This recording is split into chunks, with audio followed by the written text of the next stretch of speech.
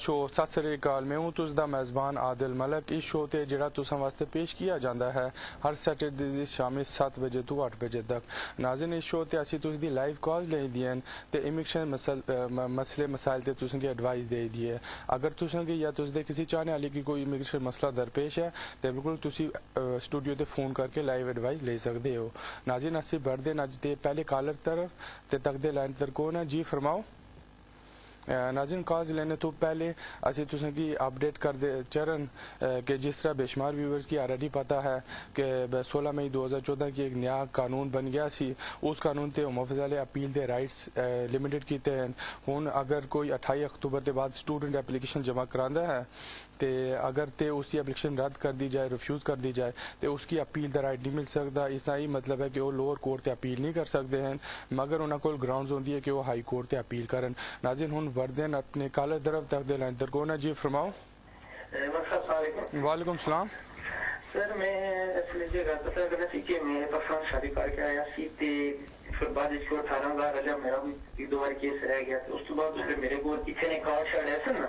अच्छा, तो जो कार्ड लास्ट एरिया देख तो जो फ्रेश ही है ना लाइक आप जेड़ा पाकिस्तान फोन करी जाया ठीक ते लेकिन पाकिस्तान की बड़े फोन कर दिया बंदा वो ना कोई बिल मौजूद है ठीक है कि भाई और में की इस तरह करके आईडी क्या नहीं हो संगे सना रास्ता है। उसके बाद मैं पाकिस्तान जाने नहीं आया क्यों मैं जॉब भी अगर मैं छोड़ के जना 2 जॉब करके मैं 18,600 लगे एरिया पूरा करने लगे हैं। अच्छा, ते इसमें क्या वही वो चेक करेंगे ना इसे जेडे कोडिंग कार्ड लाइक का यहां से बाहर आने कोडिंग कार्ड सबका बिल्कुल मेन जेडी कंडीशन है वो तो इनकम दी है। अगर इनकम दी कंडीशन तुसी सर्टिफाई कर पे हो तो फिर यही है कि इसके अलावा थोड़े बहुत कॉलिंग कार्ड जमा करा दो, थोड़ी बहुत ईमेल वगैरह है वो पे प्रिंट कर दो, या तो तुम नाल कोई स्काइपी वगैरह ते कन्वर्जेशन है उसकी प्रिंट करा दो। मोबाइल फोन ते अगर कोई व्हाट्सएप है या वाइबर है उसकी भी तुम स्क्रीनशॉट लेके प्रिंट करा के एप्लीकेशन नाल जमा करा सकते हो। तो पाकिस्तान जदों एप्लीकेशन जमा करानी है तो बिल्कुल उत्थे दे जेडे फोन वगैरह ते बिल हैं वो भी जमा करा दो। नाल अगर कभी तुसी उन्हें फाइनेंशियली सपोर्ट किया है, कोई पैसे वगैरह पाकिस्तान भिजवाए हैं या कोई चिट्ठी वगैरह कार्ड भिजवाया है उसका भी एविडेंस तुसी नाल जमा करा सकते हो। तो उम्मीद है कि सारा अगर एविडेंस तुसी ठीक जमा कराओगे तो नाल इनकम जेड़ा क्राइटेरिया 18,600 तुसी पूरा कर दे हो तो फिर एप्लीकेशन अप्रूव हो जानी है। नाज़रीन, बढ़ते अगले कॉल तरफ जी, फरमाओ। हेलो जी, मेरी फ्रेंड ने ना पाकिस्तान से शादी करके आई थी। अच्छा, 2 साल का वीजा सीगा, 2 साल बाद उन्होंने हम 2 वीक पहला इंडेफिनिट हो गई है ठीक ते हाँ जी हुण वो किन्ने टाइम बाद ब्रिटिश पासपोर्ट अप्लाई कर सकती है? बिल्कुल है तो काफी चंगी गल है कि उन्हें की पक्की स्टे मिल गई है तो बुनियादी तौर पर नैशनैलिटी वास्ते उन्हें की 3 साल इतने पूरे करने पैणगे तो अपना पासपोर्ट तकन पासपोर्ट ते चेक करन उन्हें दी डेट ऑफ एंट्री की है तो from the date of entry उन्हें की 3 साल जिस दिन कंप्लीट हो गए तो फिर वो नैशनैलिटी वास्ते अप्लाई कर सकती हैं। अगर सारी चीज ठीक रहती है तो 2 to 3 महीने के अंदर नैशनैलिटी अप्रूव हो जानी है। नाज़रीन, बढ़ दिन अगले कॉल जी, फरमाओ।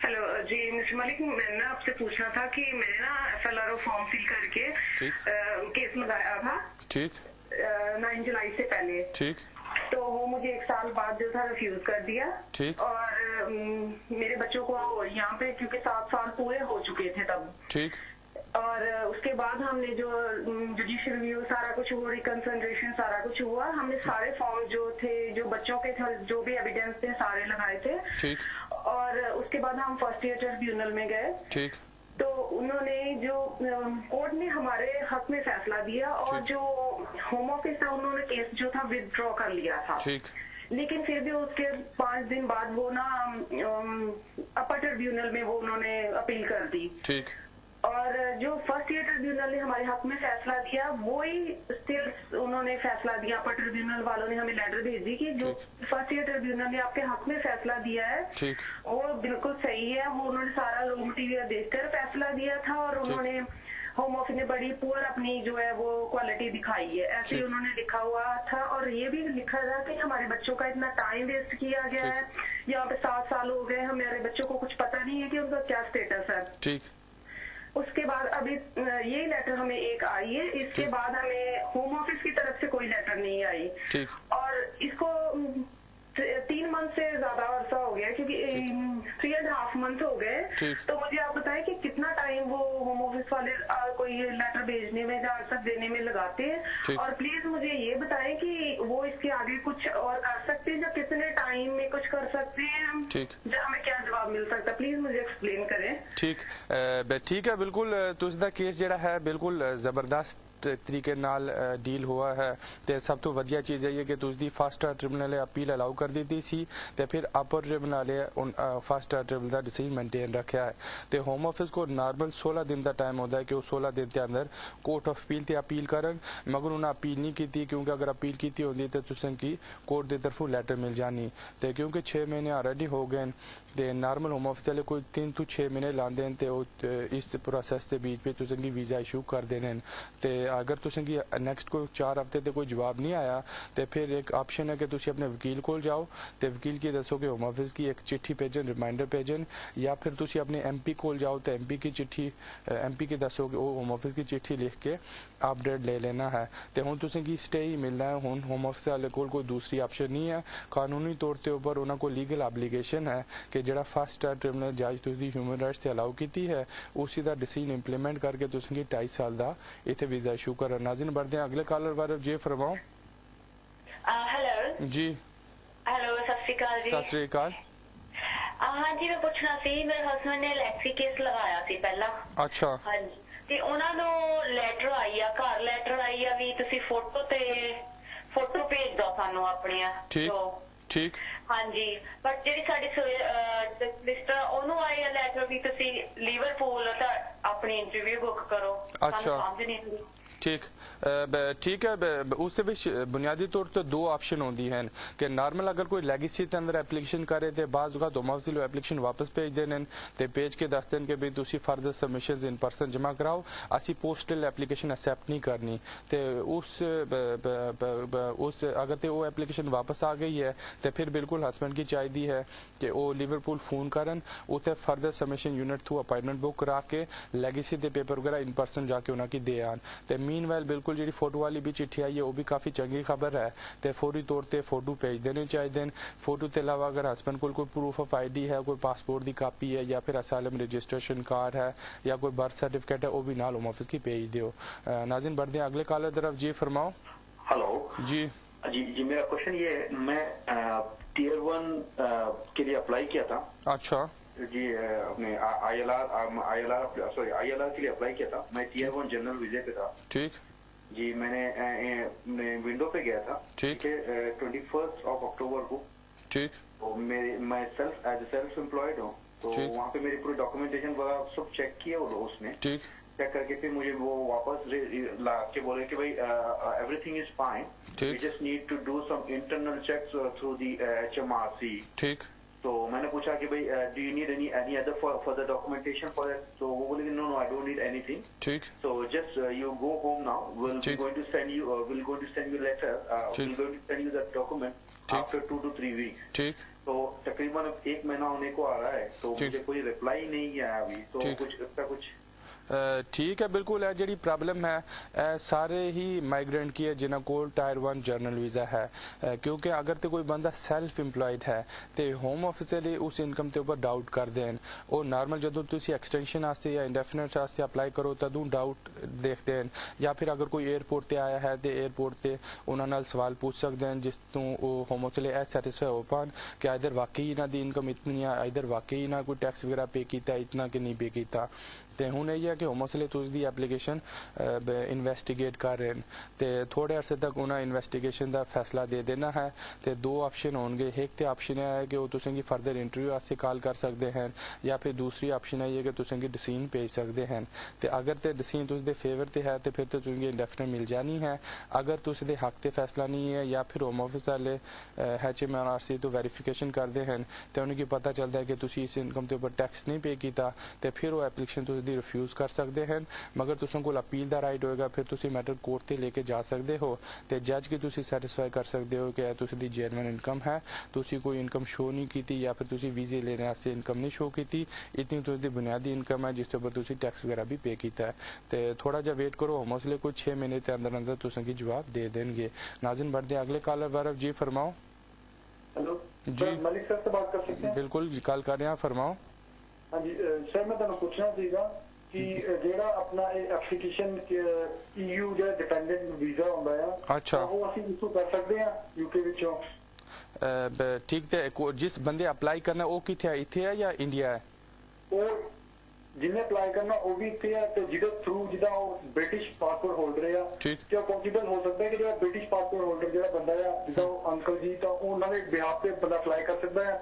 ठीक ते उस डिपेंड करता है, क्योंकि देखो अगर तो कोई यूरोपियन पासपोर्ट होल्डर है, यूरोपियन पासपोर्ट होल्डर तो मुराद कि अगर कोई पुर्तगीज नेशनल है या फिर किसी को इटालियन पासपोर्ट है, तो अगर कोई बंदा उन्होंने फैमिली मैंबर है, उन्होंने ऊपर डिपेंडेंट है, तो इस ग्राउंड से ऊपर इतों एप्लीकेशन जमा कराई जा सकती है। अगर कोई ब्रिटिश नेशनल है, तो अगर कोई बंदा ब्रिटिश नेशनल की केयर टेकर है या फिर अगर कोई ब्रिटिश नेशनल के ऊपर डिपेंडेंट है, तो बिल्कुल इतों एप्लीकेशन जमा करा सकते हैं। क्योंकि अगर वो वापस इंडिया थू जाके अप्लाई करो तो उत्थे घट चांसेस होंगे, इतों जो अप्लाई करते हो तो ह्यूमन राइट्स भी मसले कंसीडर करते हैं। तो तुम वास्ते वधिया ऑप्शन यही है किसी चंगे जे वकील की जाके मिलो, उन्हें दसो कि भी तुम किस ग्राउंड से अप्लाई करना चाहते हो। आइदर कोई बंदा प्राइमरी केयर टेकर है यूरोपियन नेशनल का, या फिर कोई फैमिली मैंबर है, या फिर डिपेंडेंट है, या फिर मैरिज बेस से है, तो वो उसी हिसाब नाल तुसीं पेपर दसदे हैं कि जेडे पेपर तुसीं होम ऑफिस की भेजने हैं एप्लीकेशन नाल। नाज़रीन बढ़ते हैं अगले कॉलर वारफ जी, फरमाओ। हेलो सर जी सर, मैं ਅਸੀਂ ਪੁੱਛਣਾ ਸੀ, ਮੈਂ ਅਸੀਂ ਸਟੱਡੀ ਬੇਸ ਤੇ ਆਏ ਹਾਂ ਤੇ ਸਾਡੇ ਗੁੜੀਆ ਆ 2 ਸਾਲ ਤੇ 3 ਮਹੀਨੇ ਦੀ। ਅੱਛਾ, ਤੇ ਅਸੀਂ ਜਾਨ ਕਿ ਉਹ ਸਟੱਡੀ ਬੱਚਿਆਂ ਦਾ ਹਲੇ ਇੱਥੇ ਹੈ, ਮਤਲਬ ਲਾ ਸਕਦੇ ਆ, ਤੇ ਪੁੱਛਣਾ ਸੀਗਾ ਤੇ ਜਿੱਦਾਂ ਮੈਂ ਡਿਪੈਂਡੈਂਟ ਆ, ਅੱਛਾ, ਤੇ ਮੈਨੂੰ ਵਰਕ ਪਰਮਿਟ ਮਿਲ ਸਕਦਾ, ਤੇ ਸਾਨੂੰ ਵਰਕ ਪਰਮਿਟ कौन दे सकते हैं? ठीक, थैंक यू। ठीक है, बिल्कुल जहाँ तक तुझे सवालात का ताल्लुक है तो बिल्कुल वर्क परमिट मिल सकता है, मगर वर्क परमिट नाल प्रॉब्लम है कि वो जो प्रोसेस है वो काफ़ी लेंथी है। लेंथी नाल मुराद यही है कि जो एम्प्लॉयर होगा उसकी पहले होम ऑफिस को लाइसेंस लेना पैंदा है, लाइसेंस के बाद उनकी एक सर्टिफिकेट ऑफ स्पॉन्सरशिप निकलवानी पैंदी है, उससे बाद उसका जॉब लेबर मार्केट टेस्ट करना है, तो फिर जॉब एडवर्टाइज करनी है, नाल उसकी जी इनकम हो कोई 20-25 हज़ार तो ज़्यादा हो, तो जॉब भी जी तुम करो NQF लेवल 6 दी होए, तो उस काफ़ी टाइम लग जाता है, तो 100% गारंटी नहीं होती कि तुसेंगी वीज़ा मिले। तो जहाँ तक बच्चे का ताल्लुक है तो बिल्कुल तुझी बच्ची इतने बहुत हुई है, बच्ची की थोड़ा घट अरसा हुआ है, मगर थोड़ा ज़्यादा अरसा हो, फॉर इंस्टेंस अगर कोई स्कूल जाना शुरू हो जाए, कोई 3-4-5 साल कंप्लीट हो जाए, तो फिर तुसी केस जमा करा सकते हो। वैसे चंगे चांसिस तदों होंगे जदों बच्चे की 7 साल का अरसा कंप्लीट हो जाए। 7 साल वाली एक रूल है, पॉलिसी है कि अगर कोई बच्चा न्याना 7 साल का हो जाए तो उस बेसिस से एप्लीकेशन करो तो फिर ज़्यादा वधिया चांस है। पहले भी एप्लीकेशन कर सकते हो मगर 100% चांस नहीं होते। नाज़रीन बढ़ते अगले कॉलर वारफ जी, फरमाओ। हाँ जी, good evening sir. Good evening sir जी, मेरी वाइफ ने life in the UK test pass कर लिया, तो मैं ਤੁਹਾਨੂੰ ਇੱਕ ਗੱਲ ਪੁੱਛਣਾ ਚਾਹੁੰਦਾ ਕਿ ਇੰਡੈਫੀਨਿਟ ਲੀਵ ਵਾਸਤੇ ਠੀਕ ਮੈਂ ਤੁਹਾਡੇ ਮਿਸਟਰ ਮਲਿਕ ਦਾ ਪ੍ਰੋਗਰਾਮ ਸੁਣ ਰਿਹਾ ਸੀ ਇੱਕ ਦਿਨ, ਤੇ ਉਹਨਾਂ ਨੇ ਕਿਹਾ ਸੀ ਕਿ ਖਾਲੀ ਜੀ ਅਸੀਂ life in the UK test the pass certificate ਲਗਾਈਏ ਤੇ ਉਹ ਵੀ ਚੱਲ ਜਾਏਗਾ ਜਾਂ ਸਾਨੂੰ B1 ਕਰਨਾ ਹੀ ਪਏਗਾ? ਇਸ ਦਾ ਪਲੀਜ਼ ਸਰ ਮੈਨੂੰ ਜਵਾਬ ਦੇ ਦਿਓ। Thank you. ठीक है, बिल्कुल 28 अक्टूबर 2012 के बाद कानून चेंज हो गया सी। हुण 28 अक्टूबर 2012 तो पहले कानून यही सी कि अगर कोई बंदा इंडेफिनेट वास्ते अप्लाई कर रहा है तो life in the UK test का सर्टिफिकेट नाल भेज दिओ तो एप्लीकेशन अप्रूव हो जानी सी। मगर 28 अक्टूबर के बाद जी होम ऑफिस ने रूल चेंज किया है, वो बुनियादी तौर पर यही चेंज किया भी तुसें 2 टेस्ट देने पेनगे। एक तो life in the UK test देना पेगा, वो जो टेस्ट है वो कंप्यूटर ते होंदा है, ते नाल तुसें तो सवाल पूछते हैं, तुसी कंप्यूटर ते जवाब देंदे हो ते रिजल्ट आ जाता है। ते दूसरा टेस्ट वो कह रहे हैं कि तुसें कोल B1 का होना चाहिए। B1 का जो एग्जाम है या टेस्ट है वो बुनियादी तौर पर एक इंग्लिश एग्जाम है, उत्ते स्पीकिंग होती है तो लिसनिंग होती है, तो वो चेक करते हैं कहते तुम इंग्लिश से गल कर सकते हो या नहीं कर सकते हो, या फिर तुसें इंग्लिश समझ आती है नहीं आती। तो बिल्कुल जो वाइफ इंडेफिनेट से अप्लाई कर रहा है तो life in the UK test भी भेजना है तो B1 भी भेजना है। अगर तुम सिर्फ life in the UK test भेज दो तो होम ऑफिस से कहेंगे कि life in the UK test तो हो गया, तुसें कि यूके के बारे में इन्फॉर्मेशन है, मगर वो कहेंगे कि असी सैटिस्फाई नहीं कहते तुम इंग्लिश से गल कर सकते हो या इंग्लिश तुसें समझ आनी है। तो बिल्कुल 2 टेस्ट लाजमी चाहिए होंगे, दोनों टेस्ट नाल तुसी एप्लीकेशन जमा कराओ तो फिर एप्लीकेशन अप्रूव होनी है। तो नॉर्मल अगर तुसी इंग्लिश टेस्ट देंदे हो B1 का तो 2 to 4 हफ्ते के अंदर अंदर सर्टिफिकेट आ जाता है, तो उससे नाल एप्लीकेशन जमा कराई जाए। नाज़रीन बढ़ते हैं अगले कॉलर वारफ जी, फरमाओ। सत श्री अकाल। हाँ जी, मैं भाजी 2005 से आया। अच्छा, ਹਾਂਜੀ ਤੇ ਮੈਂ 10 ਦੇ ਵਿੱਚ ਕੇਸ ਆਪਣਾ ਲਗਾਇਆ ਸੀ ਰਕਸੀ ਦਾ। ਅੱਛਾ ਹਾਂਜੀ ਤੇ ਉਹਦੇ ਵਿੱਚ ਤਾਂ ਉਹਨਾਂ ਨੇ ਹੁਣ ਮੇਰੇ 2-3 ਵੀਕਾਂ ਪਹਿਲਾਂ ਇੰਟਰਵਿਊ ਲਈ ਸੀ ਲਿਵਰਪੂਲ ਤੇ ਹੁਣ ਉਹਨਾਂ ਨੇ ਜਿੱਦਾਂ ਰਿਫਿਊਜ਼ ਕਰਤਾ ਆ। ਅੱਛਾ ਹਾਂਜੀ ਉਹਦੇ ਵਿੱਚ ਕੋਈ ਹੱਲ ਹੈਗਾ? ਅਸਾਈਲਮ ਦਾ ਕੇਸ ਹੈ ਮੇਰਾ। ਠੀਕ ਤੇ ਤੁਸੀਂ ਅਸਾਈਲਮ ਕਦੋਂ ਕਲੇਮ ਕੀਤੀ ਸੀ? ਹਾਂਜੀ 10 ਉਹ ਜਦੋਂ ਆਇਆ ਸੀ ਉਦੋਂ ਕੀਤਾ ਸੀਗਾ ਕੇਸ। ਕਦੋਂ ਆਏ ਸੀ ਜੀ? ਆਈ ਕਦੋਂ ਸੀ? ਹਾਂਜੀ 2005 ਆਇਆ ਸੀ। 2005 ਦੇ ਠੀਕ ਹੈ ਬਿਲकुल तुसें नाल ज्यादती हुई है। वैसे लैगेसी के अंदर तुसें गी स्टे मिलना चाहिए सी। जिस तरह मैं अपने गुज़श्ता प्रोग्राम ते भी दसिया है कि लैगेसी के अंदर आंदा रिकॉर्ड 4.5 लाख लोगों की स्टेटस मिलिया है। वो सारे वही से जिन्हें 2007 तो पहले असाइलम क्लेम की सी ते तुसीं भी 2005 ते असाइलम क्लेम की सी। पॉलिसी का फायदा तुसें गी भी होना चाहिए सी मगर होम ऑफिस वाले तुस दे फेवर ते फैसला नहीं किया ते तुसीं इस मैटर की हाई कोर्ट ते चैलेंज कर सकते हो। जुडिशियल रिव्यू अप्लाई कर सकते हो। उथे मैटर कोर्ट ते जाएगा तो एक जज दोबारा तुसदा केस रिव्यू करेगा तो देखेगा कि इधर तुसी कोई कानूनी रिक्वायरमेंट पूरी करते हो या नहीं करते हो, इधर ह्यूमन राइट्स के ऊपर तुसदा कोई केस बनता है या नहीं बनता, या फिर इधर तुसी लेगेसी के अंदर पूरे उतरते हो या नहीं उतरते हो। नाज़रीन इत्थे वक्त हुआ चलता है एक छोटी जी ब्रेक दा। तुसी टीवी तकते रहो, असीं चंद ही लम्हों ते फिर हाजिर होंगे जी। हाँ जी सर वक्त साहब मेरे 2-3 सवाल थे आपके पास। सर मैंने ना यहाँ पर डिपेंडेंट वीजे पर आया था।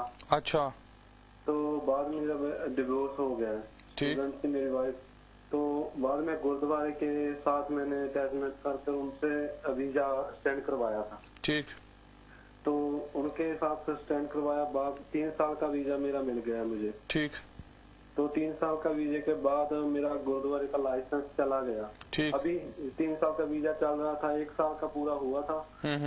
तो बाद में फिर जो टवाई का चक्कर पड़ा है सर वो उसकी लेटर मुझे आ गई कि आपको यहाँ से कंट्री लीव करनी पड़ेगी ऐसे ऐसे। ठीक आपको पता है टवाई का चक्कर चल रहा है। ठीक तो मेरे गुरुद्वारे का फिर लाइसेंस वापस आ गया सर। ठीक तो मैंने फिर उनको रिक्वेस्ट भेजी है कि मेरे ऐसे इमिग्रेशन को इसमें कुछ हो सकता है सर। बाद में ये एक और क्वेश्चन है कि मेरे पास यहाँ पर अभी मैं शादी करवाने लगा हूँ, ब्रिटिश नेशनलिटी है लड़की के पास, तो मेरा कुछ बन सकता है सर कि ठीक है बिल्कुल। जहाँ तक तुझे केस का ताल्लुक है तो होम ऑफिस वाले तुझा वीजा कैंसल कर दिता सी, करटेल किया सी। उन्होंने की प्रॉब्लम यही सी, वो कह रहे थे कि जदों तुसी पहली मरतबा एप्लीकेशन कर ली सी उस टाइम तुसी जिहड़ा इंग्लिश टेस्ट भेजा सी वो जाली निकलिया है ते तुसें की चाहिदा सी उस मैटर की कोर्ट ते अपील करो। ते मैनूं लगदा नहीं है कि तुसी कोर्ट ते अपील की है, क्योंकि अगर तुसी अपील नहीं की होम ऑफिस की नॉर्मल चिट्ठी भेजी है तो उसकी कोई लीगल वैल्यू नहीं होगी। होम ऑफिस वाले तुसें की डिटेन करके डिपोर्ट कर सकते हैं। तो पहली चीज से फटाफट किसी चंगे जे वकील को जाओ तो जिहड़ा होम ऑफिस ने वीजा करटेल किया उसके खिलाफ कोर्ट ते अपील जमा करा दिओ। जदों तुसीं कोर्ट ते अपील जमा करांदे हो तो फिर कोर्ट की मर्जी है कि तुसीं ते केस के ऊपर फैसला करते हैं। उन्होंने की बेशक 4 माह लगन 6 माह लगन जितना अरसा कोर्ट ते अपील चलती है तुसीं कानूनी तौर पर इत्थे रह सकते हो। इस दौरान अगर तुसीं अपनी मैरिज रजिस्टर कराना चाहो, ब्याह रजिस्टर कराना चाहो तो वह भी करा सकते हो। जदों एक ब्याह हो गया तो फिर तुसीं कोर्ट ते 1 स्टॉप स्टेटमेंट भी दे सकते हो। उनके दस सकते हो कि तुसीं की आए दे इत्थे 3-4 साल हो गए हैं प्लस तुझे हुण ब्याह हो गया तो वाइफ तुझी ब्रिटिश नेशनल है तो ह्यूमन राइट्स के ऊपर फिर फाइट कर सकते हो। तो पहली नंबर चीज़ फौरी तौर पर अपील करनी चाहिए है। दूसरी स्टेज पर तुसी ब्याह रजिस्टर करो तो फिर कोर्ट की तारीख का वेट करो। नाज़रीन बढ़ते अगले कॉलर वाला जी फरमाओ। हाँ जी सत श्री अकाल भाजी। सत श्री अकाल। हाँ जी मैं इदा पूछना सी कि मैं ना एक तो ये सवाल सी मेरा कि मैं अपने ब्रिटिश बच्चे के उपर केस लाया है, वाइफ मेरी इंडेफिनेट है बिल्कुल, ते मेरे उन्होंने जिदा इनकॉलेजमेंट लैटर भेजती सी और मेरे नाल ही 2-4 दिन बाद मेरे बायोमैट्रिक हो गया। अच्छा मैनूं ਉਹਦੇ ਬਾਰੇ ਪੁੱਛਿਓ ਕਿ ਮੈਨੂੰ ਦੱਸਿਓ ਕਿ ਕੀ ਉਹਦਾ ਹੋਏਗਾ ਹੁਣ ਨਾ। ਦੂਸਰੀ ਗੱਲ ਇਹ ਹੈ ਕਿ ਮੈਂ ਨਾ ਮੈਨੂੰ ਜਿੱਥੇ ਮੈਂ ਲੈਂਡਲੌਰਡ ਦੇ ਰਹਿਣਾ ਮੈਨੂੰ ਨੋਟਿਸ ਮਿਲ ਗਿਆ ਉੱਥੋਂ ਰਹਿਣ ਦਾ ਘਰ ਛੱਡਣ ਦਾ ਕਿ ਜੇ ਮੈਂ ਘਰ ਆਪਣਾ ਮੂਵ ਕਰ ਲਵਾਂ ਹੁਣ ਉਹਦਾ ਕੋਈ ਅਸਰ ਤਾਂ ਨਹੀਂ ਹੋਊਗਾ। ਔਰ ਦੂਸਰਾ ਮੈਂ ਚਾਹੁੰਦਾ ਕਿ ਮੈਂ ਥੋੜਾ ਵੱਡਾ ਘਰ ਲਵਾਂ, ਪਹਿਲਾਂ ਮੇਰੇ ਕੋਲ ਫਲੈਟ ਆ ਤੇ ਜੇ ਅਸੀਂ ਅਪਲਾਈ ਕਰ ਲਈਏ ਕੌਂਸਲ ਤੋਂ ਮੇਰੀ ਵਾਈਫ ਲੈ ਲਵੇ ਪੈਸੇ ਸਪੋਰਟ ਵਾਸਤੇ ਕਿਉਂਕਿ ਮੈਂ ਤਾਂ ਕੰਮ ਕਰਦਾ ਨਹੀਂ ਤੇ ਉਹਦੇ ਆਲਰੇਡੀ ਇੱਕ ਪਹਿਲਾਂ ਵੀ ਬੇਟਾ ਹੈਗਾ ਆ ਤੇ ਇਸ ਕਰਕੇ ਮੈਂ ਇਹ ਪੁੱਛਣਾ ਚਾਹੁੰਦਾ ਕਿ ਇਹਦੇ ਬਾਰੇ ਮੈਨੂੰ ਡਿਟੇਲ ਚ ਦੱਸਿਓ ਜਰਾ। ਠੀਕ ਤੇ ਤੁਸੀਂ ਆਪਣੀ ਠੀਕ ਹੈ ਤੁਸੀਂ ਮੈਨੂੰ ਇਹ ਨਹੀਂ ਪਤਾ ਚੱਲ ਸਕਿਆ ਕਿ ਆਇਦਰ ਤੁਸੀਂ ਮੈਰਿਜ ਰਜਿਸਟਰ ਹੋਈ ਹੈ ਜਾਂ ਨਹੀਂ ਹੋਈ ਤੇ ਬਹਰਹਾਲ ਪਹਿਲੀ ਨੰਬਰ ਚੀਜ਼ ਹੈ ਅਗਰ ਤੁਸੀਂ ਘਰ ਚੇਂਜ ਕਰਨਾ ਚਾਹੁੰਦੇ ਹੋ ਬਿਲਕੁਲ ਕਰ ਸਕਦੇ ਹੋ ਤੇ ਮੇ ਵੀ ਤੁਸੀਂ ਦਾ ਕੋਈ ਵਕੀਲ ਹੋਏਗਾ ਹੋਮ ਆਫਿਸ ਲਈ ਜਿਹੜੀ ਵੀ ਚਿੱਠੀ ਪੇਪਰ ਭੇਜਣਾ ਉਹ ਤੁਸੀਂ ਦੇ ਵਕੀਲ ਕੋਲ ਭੇਜਣਗੇ ਤੁਸੀਂ ਆਪਣੇ ਵਕੀਲ ਕੀ ਦੱਸਦੇ ਹੋ ਕਿ ਹੋਮ ਆਫਿਸ ਕੀ ਤੁਸੀਂ ਨया एड्रेस अपडेट कर दें ਤੇ ਇਸ ਤੋਂ ਇਲਾਵਾ ਤੁਸੀਂ ਅਗਰ ਮੈਰਿਜ ਆਪਣੀ ਰਜਿਸਟਰ ਨਹੀਂ ਕਰਾਈ ਤੇ ਫੌਰੀ ਤੌਰ ਤੇ ਮੈਰਿਜ ਰਜਿਸਟਰ ਕਰਾਓ ਤੇ ਉਹ ਮੈਰਿਜ ਸਰਟੀਫਿਕੇਟ ਵੀ ਹੋਮ ਆਫਿਸ ਕੀ ਭੇਜ ਦਿਓ ਉਸ ਨਾਲ ਤੁਸੀਂ ਦੇ ਕੇਸ ਦੇ ਜ਼ਿਆਦਾ ਵਧੀਆ ਚਾਂਸਸ ਹੋਣਗੇ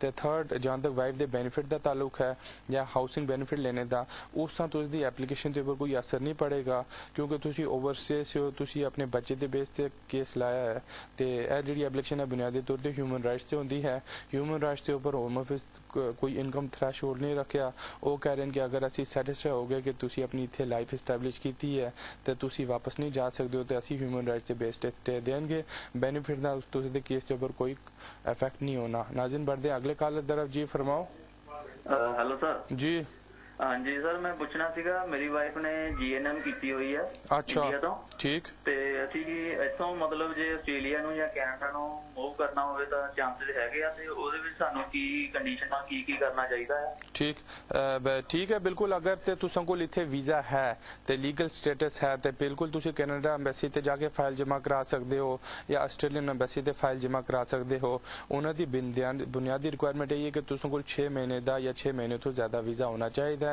ते तुसी प्रोसेस शुरू कर सकते हो कैनेडियन प्रोसेस ते काफी टाइम लग जाता है ते जदों अप्रूवल वगैरह आंदी है तुसी ते पासपोर्ट जमा करा के वीजा इत्थों ले सकते हो ते आस्ट्रेलिया दा ओ जल्दी फैसला कर देने हैं ते बिल्कुल इत्थों तुसी कोशिश कर सकते हो नाज़िन बढ़ते अगले कॉल तरफ जी फरमाओ हेलो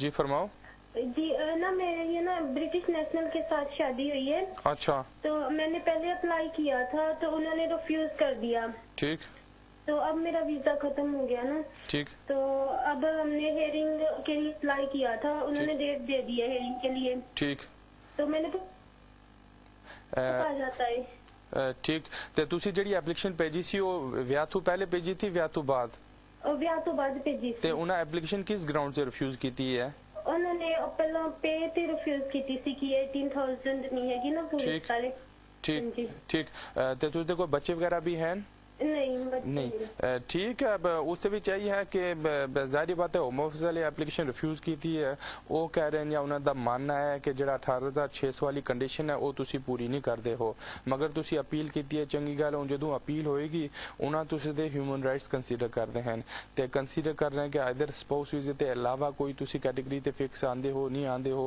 कोई तुसी की human rights articulate the base ते स्टे मिलना चाहिए या नहीं मिलना चाहिए हुण जदों मैटर कोर्ट ते जाएगा ते जज की ते ऊपर डिपेंड करता है अगर तुसी जज की सैटिस्फाई करदे हो कि तुसी हुण इत्थे अपनी मैरिज करके अपनी लाइफ एस्टैबलिश कीती है हुण तुसी इंडिया मुड़ के वापस जा नहीं सकते हो ते तुसी ह्यूमन राइट्स दी आर्टिकुलेट दी वायलेशन होएगी ते फिर जज इमिग्रेशन रूल्स तो बाहर निकल के outside the immigration rules human rights they base ते तुसी अपील अलाउ कर सकता है ते वधिया ऑप्शन ये है कि किसी बेहतरीन जे बैरिस्टर की इंगेज कर दियो नाल कोर्ट ते वधिया पेपर जमा कराओ नाल अगर कोई सेविंग्स वगैरह है वो भी जमा करा सकते हो इसके अलावा अगर तुसी इत्थे कोई रिलेटिव है या कोई इन लॉज वगैरह हैं ਜਿਹੜੇ ਇੱਥੇ ਕੰਮ ਕਰ ਰਹੇ ਹਨ ਉਹ ਵੀ ਕੋਰਟ ਤੇ ਜਾ ਕੇ ਗਾਰੰਟੀ ਦੇ ਸਕਦੇ ਹਨ ਕਿ ਤੁਸੀਂ ਬੈਨੀਫਿਟ ਦੇ ਉੱਪਰ ਨਹੀਂ ਆਓਗੇ ਤੁਸੀਂ ਕਿਸੇ ਕਿਸਮ ਦੀ ਸਟੇਟ ਥਰੂ ਸਪੋਰਟ ਨਹੀਂ ਲੋਗੇ ਜਦੋਂ ਤੱਕ ਤੁਸੀਂ ਕੀ ਇੰਡੈਫੀਨਿਟ ਨਹੀਂ ਮਿਲਦੀ ਤੇ ਹਸਬੰਡ ਵੀ ਅਗਰ ਉਹਨਾਂ ਦੀ ਇਨਕਮ ਥੋੜੀ ਜ਼ਿਆਦਾ ਹੋ ਗਈ ਹੈ ਤੇ ਉਹ ਵੀ ਆਪਣੀ ਪੇ ਸਲਿਪਸ ਵਗੈरह ਤੇ ਕੰਮ ਵਾਲੇ ਦੀ ਤਰਫੋਂ चिट्ठी जमा करा सकते हैं नाज़िन बढ़ते हैं अगले कॉल तरफ जी फरमाओ सर मेरा एक सवाल था आपसे पास जैसे मेरा वीजा आपको मैं आगे भी कॉल की अभी तो जो मेरा पासपोर्ट है वो इमिग्रेशन के पास गया हुआ है ठीक जो गुरुद्वारे का वीजा था ना आपको बताया मैं सर ठीक तो मेरा मैं अभी कोर्ट मैरिज करवानी है तो वहाँ से कैसे ले सकता हूँ सर मैं ठीक ठीक ते और भी तुझ दा कोई सवाल है हाँ जी सर दूजा की सवाल है जी सर ये है कि मैं ਹੁਣ ਜਿਹੜੀ ਹਾਈ ਕੋਰਟ ਦੇ ਵਿੱਚ ਮੈਂ ਆਪਣੀ ਅਪੀਲ ਪਾਉਣੀ ਆ ਠੀਕ ਉਹ ਮੈਂ ਆਪਣੇ ਆਫਿਸ ਵਿੱਚ ਆ ਕੇ ਕਿੱਦਾਂ ਕਰ ਸਕਦਾ ਗੱਲ ਕੁਝ बिल्कुल हाँ जी, तुसी ऑफिस आके गल कर सकते हो।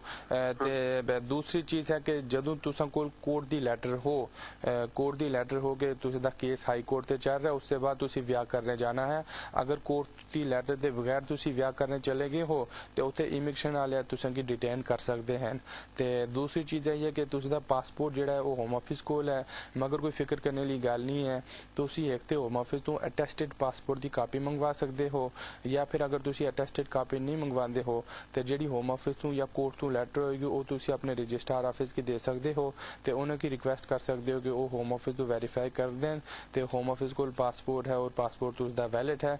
इससे अलावा तुसां कोई और ID है, जिसका कोई ड्राइविंग लाइसेंस हो गया है या फिर कोई इंडियन राशन कार्ड हो गया है या कोई बर्थ सर्टिफिकेट वगैरह हो गया है तो वो भी तुसी रजिस्ट्रार की शो कर सकते हो तो उसके बाद उसकी मैरिज हो जानी है। नाज़रीन बढ़ते अगले कॉलर दरा जी फरमाओ। अस्सलाम वालेकुम जी। वालेकुम सलाम। मेरा लड़का ਇੱਥੇ ਦਾ ਬੌਨ ਆ। ਅੱਛਾ ਜੀ ਇੰਡੀਆ ਜਾ ਕੇ ਦੀ ਇੰਗੇਜਮੈਂਟ ਕਰਕੇ ਸਾਨੂੰ ਇਹ ਪੁੱਛਣਾ ਸੀ ਕਿ ਉਧਰੋਂ ਕੁੜੀ ਫੇਰ ਇੱਧਰ ਆ ਸਕਦੀ, ਅਸੀਂ ਇੱਧਰ ਸ਼ਾਦੀ ਕਰਨਾ ਚਾਹੁੰਦੇ ਆ। बिल्कुल आ सकती है फियांसे तौर पे, मगर मेरा अपना मशवरा यही है कि बच्चा इंडिया जाए तो इंडिया ब्याह रजिस्टर कराए ते ब्याह रजिस्टर कराने के बाद स्पाउस वीजे ते कुड़ी की ते करे। जदों इत्थे कुड़ी आ जाए स्पाउस वीजे ते तुसी इत्थे अगर कोई फंक्शन करना चाहते हो तो वो कर सकते हो, मगर अगर तुसी फियांसे तौर पे बुलाना है तो होम ऑफिस की प्रूफ करना पड़ेगा कि बच्चा उत्थे क्यों नहीं ब्याह कर रहा। ते दूसरी चीज है कि उसदे विच तुसें गी 2 अलग एप्लीकेशन भरनी पेनगी। हुण पहली एक इंडिया तो एप्लीकेशन भरनी पेगी, उससे अलग फी पे करनी पेगी, तो फिर 6 महीने का फियांसे वीजा इशू होना है। फिर कुड़ी इत्थे आएगी, इत्थे ब्याह कराओगे तो फिर तुसें गी एक और एप्लीकेशन जमा करानी पेगी, उससे दोबारा फी भरनी पेगी। तो वधिया ये ऑप्शन है कि उत्थे ब्याह करके रजिस्टर करा के एक ही एप्लीकेशन भेजी जाए, एक ही दफा होम ऑफिस की फी पे की जाए तो उत्थे फिर 2.5 साल का वीजा मिल जाना। इत्थे तुसी आके पार्टी वगैरह फंक्शन कर सकते हो। वरना ओवरऑल अगर तुसी कह रहे हो कि नहीं जी ब्याह करना ही करना इत्थे है तो फिर फियांसे तौर पर बुला के इत्थे ब्याह करके सेटलमेंट असी इथों अप्लाई कर सकते हैं। नाज़रीन बढ़ते अगले कॉल तरफ जी फरमाओ। जी हेलो जी फरमाओ। हाँ जी मलिक साहब जी। हाँ जी सर जी, मैं पूछना सीगा जो 7 साल वाला केस सीगा ਉਹਦੇ ਚ ਉਹਨਾਂ ਨੇ ਹੋਮ ਆਫਿਸ ਨੇ ਅੱਗੇ ਅਪੀਲ ਕੀਤੀ ਕਿ ਨਹੀਂ ਜੀ, ਉਹਦੇ ਬਾਰੇ ਪੁੱਛਣਾ ਸੀ, ਪਲੀਜ਼ ਦੱਸ ਦੋਗੇ? ਬਿਲਕੁਲ ਅਸੀਂ ਦੱਸ ਦੇਣਗੇ ਤੇ ਕਿਉਂਕਿ ਉਹ ਜਿਹੜਾ ਡਿਸੀਜਨ ਆਇਆ ਸੀ 16 ਅਕਤੂਬਰ 2014 ਕੀ ਉਹ ਕੋਰਟ ਆਫ ਅਪੀਲ ਤੋਂ ਆਇਆ ਸੀ ਤੇ ਹੋਮ ਆਫਿਸ ਕੋਲ ਨਾਰਮਲ ਆਪਸ਼ਨ ਹੁੰਦੀ ਹੈ ਕਿ ਉਹ ਸੁਪਰੀਮ ਕੋਰਟ ਤੇ ਅਪੀਲ ਕਰ ਸਕਦੇ ਹਨ। ਸੁਪਰੀਮ ਕੋਰਟ ਤੇ ਯੂਜੂਅਲ ਹੋਮ ਆਫਿਸ ਦੀ ਪ੍ਰੈਕਟਿਸ ਨਹੀਂ ਹੋਗੀ ਅਪੀਲ ਕਰਦੇ ਹਨ, ਕਿਉਂਕਿ ਉਸ ਦੀ ਬੜੀ ਵਜ੍ਹਾ ਇਹ ਹੈ ਕਿ ਸੁਪਰੀਮ ਕੋਰਟ ਤੇ ਅਪੀਲ ਕਰਨ ਨਾਲ ਕਾਫੀ ਜ਼ਿਆਦਾ ਖਰਚਾ ਹੋ ਜਾਂਦਾ ਹੈ ਤੇ ਕੋਰਟ ਵਗੈरह ਦੀ ਫੀ पे करनी पैंदी है, नाल उन्हें अपना वकील अपॉइंट करना पैंदा है तो कोई बैरिस्टर वगैरह भी इंस्ट्रक्ट करना पैंदा है तो उन्होंने खर्चे ज्यादा हो जाते हैं। तो इस वजह तो हुण होम ऑफिस वाले जो कोर्ट का फैसला आया है उसकी रिव्यू कर रहे हैं तो रिव्यू करने के बाद वो एक अपनी पॉलिसी लेके आएंगे तो उस पॉलिसी ते क्लीयर कर देंगे कि भी किस किस लोगों की इंडेफिनिट मिलनी चाहिए है तो वो किस तरह एप्लीकेशन जमा करा सकते हैं तो किस तरह वो इंडेफिनिट चेंज करवा सकते हैं। नाज़रीन बढ़ते अगले कॉलर तरफ जी फरमाओ। हेलो जी जी, मैं ब्रिटिश नेशनल हूँ इधर। अच्छा। तो मेरी शादी भी इधर पाकिस्तान से वाइफ आ गई थी, यहीं पे सेटल्ड है। अच्छा। अब अगर मैंने दूसरी शादी पाकिस्तान की है उसको मैं यूरोप में अगर वहाँ पे अप्लाई कर दूँ इधर से, यानी यूके सिर्फ खुद छोड़ दूं और वहाँ चला जाऊँ यूरोप में, तो वहाँ मैं उसको बुला सकता हूँ उनको, ये बच्चे यहीं पे रहे? ठीक है बिल्कुल तुसी बुला सकते हो ते नाल दूसरी मैरिज भी करना तुसदा राइट है, तुसें की कोई रोकने नहीं आला, मगर दूसरा ब्याह रजिस्टर कराने तो पहले निकाह रजिस्टर कराने तो पहले तुसें कोल डाइवोर्स का सर्टिफिकेट होना लाजमी है। ते हुण अगर तुसी डाइवोर्स नहीं लेंदे हो ते पाकिस्तान जाके निकाह कर देने हो तो उसके बाद तुसी अप्लाई करदे हो ते होम ऑफिस वाले जिहड़ी तुसदा निकाह नाम होएगा उसकी वैलिड नहीं मननगे ते किसी यूरोपियन कंट्री ते भी जाओगे उत्थे एप्लीकेशन जमा कराओगे ते वो कहेंगे कि भाई तुसदे निकाह नामे ते लिखा है कि तुसदी पहले मैरिज हुई है ते तुसी असें की डाइवोर्स सर्टिफिकेट नहीं दिता, इस वजह तो असी वीजा इशू नहीं करना। ते पहले तुसी डाइवोर्स लो, इथों लो या पाकिस्तानों लो, जदों डाइवोर्स हो गई उस तो बाद तुसी निकाह रजिस्टर करा के वाइफ की इत्थे भी बुला सकते हो। अगर तुसी किसी यूरोपियन कंट्री मूव हो जाते हो तो उत्थे भी बुला सकते हो, मगर डाइवोर्स लाजमी, डाइवोर्स के बगैर गल नहीं बननी। नाज़रीन बढ़ते अगले कॉल तरफ जी फरमाओ। हेलो मलिक साहब जी, प्लीज पहली गल तुहाडा बहुत बहुत थैंक यू भी तुसीं टीवी ते आउंदे अपना टाइम कढ के, कोई थैंक यू। हाँ जी, तो प्लीज जानी ना मैनू ये दस्सिओ भाजी, जानी शॉर्टकट आंसर ना लिओ, मैं तुहानू पहली बार भी फोन कीता सी भाजी। अच्छा। ਤੇ ਮੈਂ ਨਾ ਇੱਥੇ 7 ਸਾਲ ਤੋਂ ਉੱਪਰ ਮੈਨੂੰ ਹੋ ਗਈ। ਮੈਂ 2004 ਦੇ ਵਿੱਚ ਆਇਆ ਤੇ ਇੱਕ ਬੱਚਾ ਮੇਰੇ ਨਾਲ ਆਇਆ ਸੀ ਤੇ ਮੈਂ FLR ਐਪਲੀਕੇਸ਼ਨ ਪਾਈ ਤੇ ਉਹਨਾਂ 1.5 ਸਾਲ ਬਾਅਦ ਰਿਫਿਊਜ਼ ਕਰਤੀ ਸੀ। ਅੱਛਾ। ਤੇ 2 ਬੱਚੇ ਮੇਰੇ ਇੱਥੇ ਹੋਏ, ਉਹ ਵੀ 8 ਸਾਲ ਦਾ ਹੀ। ਤੇ ਫਿਰ ਸਾਨੂੰ ਉਹਨਾਂ ਨੇ ਕਿਹਾ ਜੁਡੀਸ਼ੀਅਲ ਰਿਵਿਊ ਚੱਲ ਜਾਓ, ਉਹਨਾਂ ਨੇ ਫਿਰ ਕੇਸ ਵਾਪਸ ਲੈ ਲਿਆ ਸੀ। ਅੱਛਾ। ਫਿਰ ਅਸੀਂ ਆਪਣੇ ਫਸਟ ਟ੍ਰਿਬਿਊਨਲ ਚ ਗਏ ਤੇ ਕੋਰਟ ਨੇ ਸਾਡੇ ਹੱਕ ਚ ਫੈਸਲਾ ਕਰਤਾ। ਉਹਨਾਂ ਨੇ ਡਰੌਪ ਕੇਸ ਕਰ ਲਿਆ ਸੀ ਹੋਮ ਆਫਿਸ ਨੇ। ਠੀਕ। ਫਿਰ ਉਹ ਅੱਪਰ ਟ੍ਰਿਬਿਊਨਲ ਚਲ ਗਈ ਤਾਂ ਫਿਰ ਉਹ ਕੋਰਟ ਨੇ ਜੱਜ ਨੇ ਕਿਹਾ ਵੀ ਤੁਸੀਂ ਜਾਣੀ ਜੋ ਫਸਟ ਟ੍ਰਿਬਿਊਨਲ ਦਾ ਫੈਸਲਾ ਹੈਗਾ ਵਾ ਉਹ ਸਹੀ ਹੈਗਾ ਵਾ। ਤੁਸੀਂ ਬੱਚਿਆਂ ਦਾ ਜਾਣੀ ਟਾਈਮ ਕਾਊਂਟ ਕਰੋ ਤੇ ਜੋ ਇਹਨਾਂ ਦਾ ਟਾਈਮ ਖਰਾਬ ਹੋਇਆ ਵਾ ਤੇ ਫਸਟ ਟ੍ਰਿਬਿਊਨਲ ਜੋ ਫੈਸਲਾ ਕੀਤਾ ਉਹ ਬਿਲਕੁਲ ਸਹੀ ਹੈਗਾ ਵਾ। ਠੀਕ। ਤੇ ਸਾਨੂੰ ਮੈਨੂੰ 4 ਮੰਥ ਹੋ ਗਿਆ ਅਜੇ ਤੱਕ ਕੋਈ ਜਵਾਬ ਨਹੀਂ ਆਇਆ। ਹੁਣ ਚਲੋ ਵੀ ਕੀ ਹੋਗਾ, ਕੋਰਟ ਵਿੱਚੋਂ ਭਾਜੀ ਜਾ ਸਕਦੇ ਹੀ ਕਿੰਨੇ ਚਿਰ ਬਾਅਦ ਜਾ ਸਕਦੇ? ਪਲੀਜ਼ ਮੈਨੂੰ ਇਹ ਦੱਸਿਓ ਵੀ ਹੋਮ ਆਫਿਸ ਵਾਲੇ ਕਿੰਨੀ ਚਿਰ ਬਾਅਦ ਉਹ ਕੋਰਟ ਵਿੱਚ ਜਾ ਸਕਦੇ ਜਾਂ ਕਿੱਦਾਂ ਹੁਣ ਤੁਹਾਡੇ ਹੱਕ ਚ ਹੋ ਸਕਦਾ ਜਾਂ ਕਿੱਦਾਂ ਨਹੀਂ ਕੀ ਹੈਗਾ? ਪਲੀਜ਼ ਇਹ ਤਾਂ ਦੱਸਿਓ। ਇਹਦੇ ਨਾਲ ਹਜ਼ਾਰਾਂ ਭਾਜੀ ਲੋਕ ਹੋਰ ਜੁੜੇ ਹੈਗੇ ਆ। ਹਾਂਜੀ ਆਪਣੇ ठीक है बिल्कुल। ते काफ़ी चंगी गल है ते तुसें गी मुबारक हो कि अपील तुसदी अलाउ हो गई है। ते नॉर्मल होम ऑफिस को 16 दिन का टाइम होंदा है कि अपर ट्रिब्यूनल के फैसले के बाद वो आगे अपील करन। जेड़ा मैनू यकीन है कि उन्हें अपील नहीं की ते होम ऑफिस ले फंस गए। तुसें गी स्टे मिलनी है ते कोई रोक नहीं सकता ते ना ही होम ऑफिस इनकार कर सकते हैं। ते नॉर्मल प्रोसेस यही होंदा कि जदों अपील अलाउ हो ते अपील के अलाउ होने के बाद 3 to 6 महीने लग जाते हैं। ते तुसदे क्योंकि 4 माह हो गए ते 2 महीने के अंदर अंदर कोई ना कोई जवाब आना चाहिए। हुण अगर तुसें की जल्दी है तो तुसीं कहंदे हो कि भाई नहीं जी जल्दी पेपर मिलने चाहिए तो तुसीं एक तो अपने MP कोल जाओ तो MP को एक चिट्ठी होम ऑफिस की लिख दे, नाल तुसीं अपने वकील कोल जाओ, एक वकील की को एक होम ऑफिस की चिट्ठी कर दें। तो फिर मैनू पूरा यकीन है कि 2 माह के अंदर अंदर तुसें की ते फैमिली सारे की थे स्टे मिल जाना है। तो जिस तरह तुसीं मैनू दस्सिया कि तुहाडे 2 बच्चे इत्थे बॉर्न हुए हैं तो उन्हें भी 8 साल हो गए। तो अगर नॉर्मल कोई न्याना इत्थे बॉर्न हुआ है तो उसकी 10 साल हो जान तो 10 साल बाद तुसी ब्रिटिश नैशनैलिटी वास्ते भी क्लेम कर सकते हो। तो स्टे तुसें की मिल जाना है, उस विच कोई डाउट नहीं है। ये कि 1-2 दिन या 1-2 हफ्ते या 1-2 महीने लग सकते हैं। नाज़रीन बढ़ते अगले कॉल तरफ। जी फरमाओ। भाईजान मैं आपसे ये पूछना था, मैं ब्रिटिश यूथ में अलीगढ़ से शादी करी है। अच्छा। उन्होंने मेरी शादी करने से पहले उन्होंने केस लगाया था लेगसी में। अच्छा। 2008 में। तो उस समय उनका केस रिफ्यूज हो गया तो वो पापा वकील भी नहीं घर से काम कर रहे थे वो। अच्छा। अभी 3 साल हो गए हमको केस लगाई को एप्लीकेशन सबमिट करी 2011 अक्टूबर में। होम ऑफिस वालों ने फीस भी निकाल ली है। अच्छा। 972। तो वो अभी उन्होंने मेरे हस्बैंड को क्रिमिनल में डाल दिया थी। तो अभी तो जेड़ा पहला केस मेरे हस्बैंड ने लगाया था वो तो क्लियर हो गया है। अच्छा। वो बोलते थे कि हमको 2014 में कुछ बताएंगे। अच्छा। तो अभी हमको कुछ मालूम नहीं कि हम क्या करें। तो हम वकील तो टेलीफोन करता है वो। अच्छा। उसको तो वो वकील को भी नहीं कोई जवाब देते कहते हैं कि अभी सब कुछ पता नहीं तो you have to wait and see है ना, भी वेट करनी पड़ेगी। ठीक।